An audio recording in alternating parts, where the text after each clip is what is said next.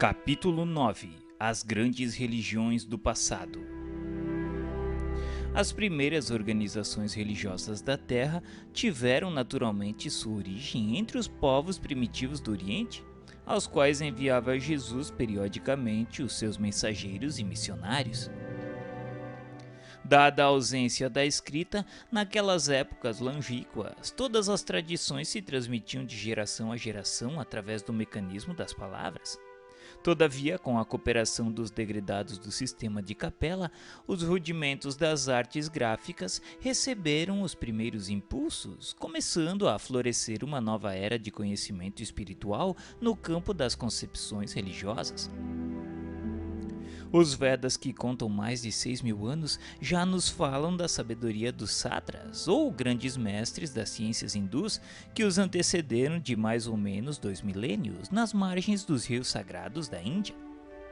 Vê-se, pois, que a ideia religiosa nasceu com a própria humanidade, constituindo o alicerce de todos os seus esforços e realizações no plano terráqueo. Não podemos, porém, esquecer que Jesus reunira nos espaços infinitos os seres proscritos que se exilaram na Terra antes de sua reencarnação geral na vizinhança dos planaltos do Irã e do Pamir. Obedecendo às determinações superiores do mundo espiritual, eles nunca puderam esquecer a palavra salvadora do Messias e as suas divinas promessas. As belezas do espaço, aliadas à paisagem mirífica do plano que foram obrigados a abandonar, viviam no cerne das suas recordações mais queridas. As exortações confortadoras do Cristo, nas vésperas de sua dolorosa imersão nos fluidos pesados do planeta terrestre, cantavam-lhe no íntimo os mais formosos hosanas de alegrias e de esperanças. Era por isso que aquelas civilizações antigas possuíam mais fé, colocando a intuição divina acima da razão puramente humana. A crença, como íntima e sagrada aquisição de suas almas, era a força motora de todas as realizações, e todos os degredados, com os mais santos entusiasmos do coração, falaram dele e da sua infinita misericórdia. Suas vozes enchem todo o âmbito das civilizações que passaram no pentagrama dos séculos sem fim, e apresentando com 1000 nomes, segundo as mais variadas épocas, o Cordeiro de Deus foi guardado pela compreensão e pela memória do mundo com todas as suas expressões divinas, ou aliás como a própria face de Deus, segundo as modalidades dos mistérios religiosos. A gênese de todas as religiões da humanidade tem as suas origens no coração augusto e misericordioso. Nós, porém, não queremos, com as nossas exposições, divinizar dogmaticamente a figura luminosa do Cristo, e sim esclarecer a sua gloriosa ascendência na direção do orbe terrestre, considerada a circunstância de que cada mundo, como cada família, tem seu chefe supremo ante a justiça e a sabedoria do Criador.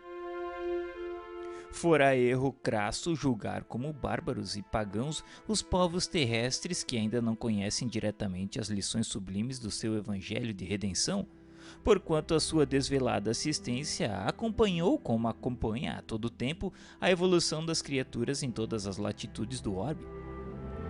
A história da China, da Pérsia, do Egito, da Índia, dos árabes, dos israelitas, dos celtas, dos gregos e dos romanos está alumiada pela luz dos seus poderosos emissários. E muitos deles também se houveram no cumprimento dos seus grandes e abençoados deveres, que foram havidos como sendo ele próprio em reencarnações sucessivas e periódicas do seu divinizado amor. No Manava Dharma encontramos a lição do Cristo. Na China encontramos Fu Ri, Lao Tse, Confúcio. Nas crenças do Tibete está a personalidade de Buda e no Pentateuco encontramos Moisés. No Alcorão vemos Maomé. Cada raça recebeu os seus instrutores como se fosse ele mesmo chegando das resplandecências de sua glória divina. Todas elas, conhecendo intuitivamente a palavra das profecias, arquivaram a história dos seus enviados nos moldes de sua vinda futura, em virtude das lembranças latentes que guardavam no coração acerca da sua palavra nos espaços, tocada de esclarecimento e de amor. A verdade é que todos os livros e tradições religiosas da antiguidade guardam entre si a mais estreita unidade substancial. As revelações evolucionam numa esfera gradativa de conhecimento. Todas se referem ao Deus impersonificável, que é a essência da vida de todo o universo. E no tradicionalismo de todas palpita a visão sublimada do Cristo esperado em todos os pontos do globo. Os vários povos do mundo traziam de longe as suas concepções e as suas esperanças, sem falarmos das grandes coletividades que floresciam na América do Sul, então quase ligada à China pelas extensões da Lemúria, e da América do Norte, que se ligava à Atlântida. Não é, porém, nosso propósito estudar aqui outras questões que se não refiram à superioridade do Cristo e à ascendência do seu evangelho nesses apontamentos despretensiosos. Citando, porém, todos os povos antigos do planeta, somos compelidos a recordar igualmente as grandes civilizações pré-históricas que desabrocharam e desapareceram no continente americano, de cujo cataclismos e arrasamentos ficaram ainda as expressões interessantes dos Incas e dos Aztecas, que, como todos os outros agrupamentos do mundo, receberam a palavra indireta do Senhor na sua marcha coletiva através de augustos caminhos. Até a palavra simples e pura do Cristo, a humanidade terrestre viveu etapas gradativas de conhecimento e de possibilidades na senda das revelações espirituais. Os milênios, com as suas experiências consecutivas e dolorosas, prepararam os caminhos daquele que vinha não somente com a palavra, mas principalmente com a sua exemplificação salvadora. Cada emissário trouxe uma das modalidades da grande lição de que foi teatro a religião humilde da Galileia. É por esse motivo que numerosas coletividades asiáticas não conhecem a lição direta do Mestre, mas sabem do conteúdo de sua palavra em virtude das próprias revelações do seu ambiente.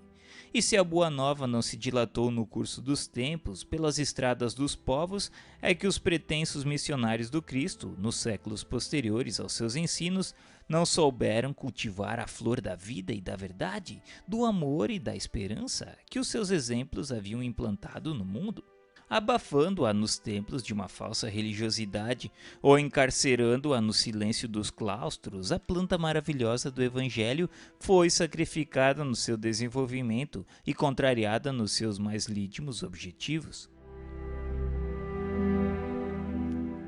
As lições da Palestina foram, desse modo, precedidas de laboriosa e longa preparação na intimidade dos milênios. Os sacerdotes de todas as grandes religiões do passado supuseram nos seus mestres e nos seus mais altos iniciados a personalidade do Senhor, mas temos de convir que Jesus foi inconfundível. À luz significativa da história, observamos muitas vezes nos seus auxiliares ou instrumentos humanos as características das vulgaridades terrestres. Alguns foram ditadores de consciências, enérgicos e ferozes no sentido de manter e fomentar a fé. Outros, traídos em suas forças e desprezando os compromissos sagrados com o Salvador, longe de serem instrumentos do Divino Mestre, abusaram da própria liberdade, dando ouvidos às forças subversivas das trevas, prejudicando a harmonia geral. Mas Jesus assinala a sua presença pela terra com o selo constante da mais augusta caridade e do mais abnegado amor. Suas parábolas e advertências estão impregnadas do perfume das verdades eternas e gloriosas. A manjedoura e o Calvário são lições maravilhosas, cujas claridades iluminam os caminhos milenários da humanidade inteira. E, sobretudo, seus exemplos e atos constituem um roteiro de todas as grandiosas finalidades no aperfeiçoamento da vida terrestre. Com esses elementos, fez uma revolução espiritual que permanece no globo há 2 milênios. Respeitando as leis do mundo, aludindo à efígie de César, ensinou as criaturas humanas a se elevarem para Deus na dilatada compreensão das mais santas verdades da vida. Remodelou todos os conceitos da vida social, exemplificando a mais pura fraternidade. Cumprindo a lei antiga, encheu-lhe o organismo de tolerância, de piedade e de amor, com as suas lições na praça pública, em frente das criaturas desregradas e infelizes. E somente ele ensinou o amai-vos uns aos outros, vivendo a situação de quem sabia cumpri-lo. Os espíritos incapacitados de o compreender podem alegar que as suas fórmulas verbais eram antigas e conhecidas. Mas ninguém poderá contestar que a sua exemplificação foi única até agora na face da Terra.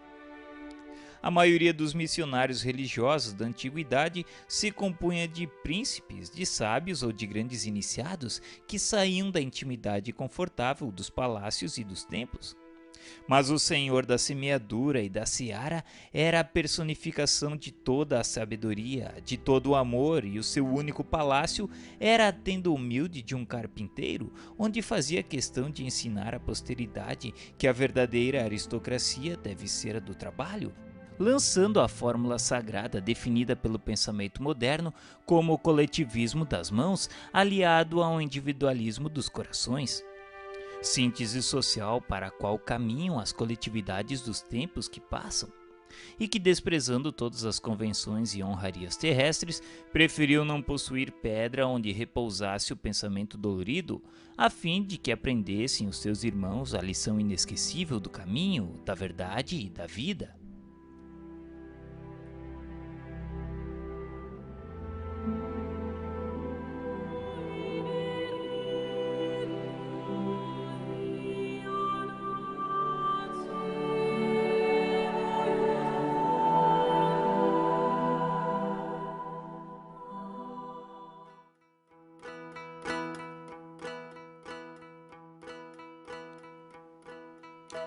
Capítulo 10. A Grécia e a missão de Sócrates. Nas vésperas da maioridade terrestre. Examinando a maioridade espiritual das criaturas humanas, enviou-lhes o Cristo, antes de sua vinda ao mundo, numerosa corte de espíritos sábios e benevolentes, aptos a consolidar de modo definitivo essa maturação do pensamento terrestre. As cidades populosas do globo enchem-se então de homens cultos e generosos, de filósofos e de artistas que renovam para melhor todas as tendências da humanidade. Grandes mestres do cérebro e do coração formam escolas numerosas na Grécia que assumia a direção intelectual do orbe inteiro. A maioria desses pensadores, que eram os enviados do Cristo às coletividades terrestres, trazem do círculo retraído e isolado dos templos os ensinamentos dos grandes iniciados para as praças públicas, pregando a verdade às multidões. Assim como a organização do homem físico exigir as mais amplas experiências da natureza antes de se fixarem os seus caracteres biológicos definitivos, a lição de Jesus, que representa o roteiro seguro para a edificação do homem espiritual, deveria ser precedida pelas experiências mais vastas no campo social.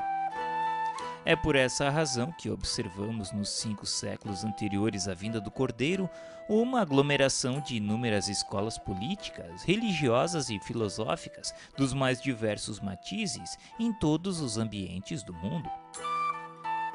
Muitas teorias científicas que provocam o sensacionalismo dos vossos dias como inovações ultramodernas foram conhecidas na Grécia e em cujos mestres têm os seus legítimos fundamentos. Em matéria de doutrinas sociais, grandes ensaios foram realizados, divulgando-se a mais farta colheita de ensinamentos. E quando meditamos do conflito moderno entre os estados totalitários, fascistas ou comunistas, e as repúblicas democráticas, devemos volver os olhos ao passado, revendo Atenas e Esparta como 2 símbolos políticos que nos fazem pensar na plena atualidade da Grécia Antiga. Os espartanos, sobre o regime atribuído a Licurgo, nome que constitui apenas uma representação simbólica dos generais da época, vivendo a existência absoluta do Estado, não expressaram a mesma fisionomia da Alemanha e da Rússia atuais. A legislação de Esparta proibia o comércio, condenava a cultura, carceando o gosto pessoal em face das bagatelas encantadoras da vida e do sentimento. Decretou medidas de insulamento, maltratando os estrangeiros, instituiu a uniformidade dos vestuários, incumbiu-se da educação das crianças através dos órgãos do Estado, mas não cultivava a parte intelectual, abalando todo o edifício sagrado da família e criando muitas vezes o regime do roubo e da delação em detrimento das mais nobres finalidades da vida. Por essa razão, Esparta passou a história como um simples povo de soldados, espalhando a destruição e os flagelos da guerra, sem nenhuma significação construtiva para a humanidade. Atenas, ao contrário, é o berço da verdadeira democracia. Povo que amou profundamente a liberdade, sua dedicação à cultura e às artes iniciou as outras nações no culto da vida, da criação e da beleza. Seus legisladores, que como Solon eram filósofos e poetas, reformaram todos os sistemas sociais conhecidos até então, protegendo as classes pobres e desvalidas, estabelecendo uma linha harmônica entre todos os departamentos da sociedade, acolhendo os estrangeiros, protegendo o trabalho, fomentando o comércio, as indústrias e a agricultura. Lá começou o verdadeiro regime de consulta à vontade do povo, que decidia, em assembleias numerosas, todos os problemas da cidade venerável. E é fácil reconhecer aí o início das democracias modernas, que agora se organizam nas transições do século XX para a repressão de todas as doutrinas nefastas das forças e da violência. Semelhantes experiências no campo sociológico foram incentivadas e acompanhadas de perto pelos prepostos de Jesus, respeitadas as grandes leis da liberdade individual e coletiva. O mundo precisava conhecer a boa e a má semente nas grandes transformações da sua existência. A exemplificação do Cristo necessitava de elevada compreensão no seio da cultura e da experiência de todos os séculos transcorridos. E sem embargo das lutas renovadoras que antecederam no orbe, há 2 milênios que o Evangelho do Mestre espera a floração do perfeito entendimento dos homens.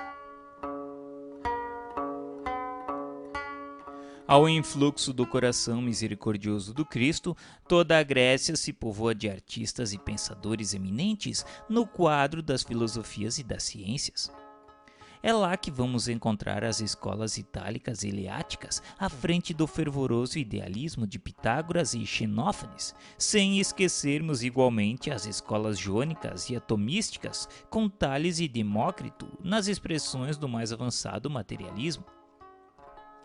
O século de Péricles, chegando a um apogeu de beleza e de cultura com os elevados princípios recebidos da civilização egípcia, espalha os mais soberbos clarões espirituais nos horizontes da Terra.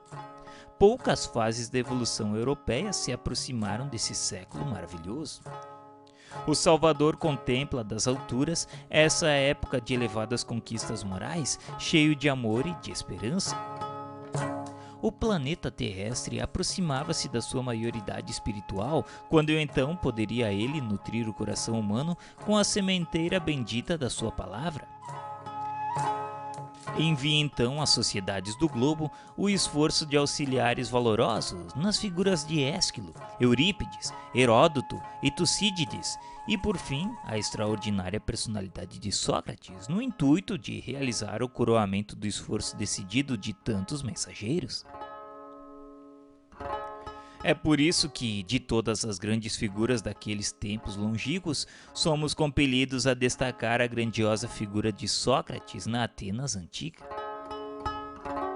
Superior a Anaxágoras, seu mestre, como também imperfeitamente interpretado pelos seus 3 discípulos mais famosos, o grande filósofo está aureolado pelas mais divinas claridades espirituais no curso de todos os séculos planetários. Sua existência, em algumas circunstâncias, aproxima-se da exemplificação do próprio Cristo. Sua palavra confunde todos os espíritos mesquinhos da época e faz desabrochar florações novas de sentimento e de cultura na alma sedenta da mocidade. Nas praças públicas, ensina à infância e à juventude o formoso ideal da fraternidade e da prática do bem, lançando as sementes generosas da solidariedade dos pósteros. Mas Atenas, como cérebro do mundo de então, apesar do seu vasto progresso, não consegue suportar a lição avançada do grande mensageiro de Jesus. Sócrates é acusado de perverter os jovens atenienses, instilando-lhes o veneno da liberdade nos corações. Preso e humilhado, seu espírito generoso não se acovarda diante das provas rudes que lhe extravasam o cálice de amarguras. Consciente da missão que trazia, recusa fugir do próprio cárcere, cujas portas se lhe abrem às ocultas pela generosidade de alguns juízes. Os enviados do plano invisível cercam-lhe o coração magnânimo e esclarecido nas horas mais ásperas e agudas da provação. E quando a esposa Xantipa assoma as grades da prisão para comunicar-lhe a nefanda condenação à morte pela cicuta, ele exclamando no auge da angústia e desesperação: "Sócrates, Sócrates, os juízes te condenam à morte." Sócrates responde: "Que tem isso? Eles também estão condenados pela natureza." Mas essa condenação é injusta, soluça ainda a desolada esposa, e ele a esclarece com um olhar de paciência e de carinho. "E quererias que ela fosse justa?" Senhor do seu valoroso e resignado heroísmo, Sócrates abandona a terra, alçando-se de novo aos páramos constelados, onde o aguardava a bênção de Jesus. O grande filósofo que ensinara à Grécia as mais belas virtudes, como precursor dos princípios cristãos, deixou vários discípulos, dos quais se destacaram Antístenes, Xenofonte e Platão. Falaremos apenas deste último, para esclarecer que nenhum deles soube assimilar perfeitamente a estrutura moral do mestre inesquecível. A história louva os discursos de Platão, mas nem sempre compreendeu que ele misturou a filosofia pura do mestre com a ganga das paixões terrestres, enveredando algumas vezes por complicados caminhos políticos. Não soube, como também muitos dos seus companheiros, conservar-se ao nível de alta superioridade espiritual, chegando mesmo a justificar o direito tirânico dos senhores sobre os escravos, sem uma visão ampla da fraternidade humana e da família universal. Contudo, não deixou de cultivar alguns dos princípios cristãos legados pelo grande mentor, antecipando-se ao apostolado do Evangelho antes de entregar a sua tarefa doutrinária a Aristóteles, que ia também trabalhar pelo advento do cristianismo. A condenação de Sócrates foi uma dessas causas transcendentes de dolorosas e amargas provações coletivas para todos os espíritos que participaram dela, na medida justa das responsabilidades pessoais entre si. E é em razão disso que mais tarde vemos o povo nobre e culto de Atenas fornecendo escravos valorosos e sábios aos espíritos agressivos e enérgicos de Roma. Eles iam nas galeras suntuosas, humilhados e oprimidos, sem embargo das suas elevadas noções da vida, do amor, da liberdade e da justiça. É verdade que iam instaurar um novo período de progresso espiritual para as coletividades romanas, com seus luminosos ensinamentos. Mas o progresso evolutivo poderia ladear outros caminhos, longe do morticínio e da escravidão. Todavia, sobre a fronte de muitos gregos ilustres, pairava um sanguinolento labéu daquela injusta condenação. Labéu ignominioso que a Grécia deveria lavar com as lágrimas dolorosas da compunção e do cativeiro.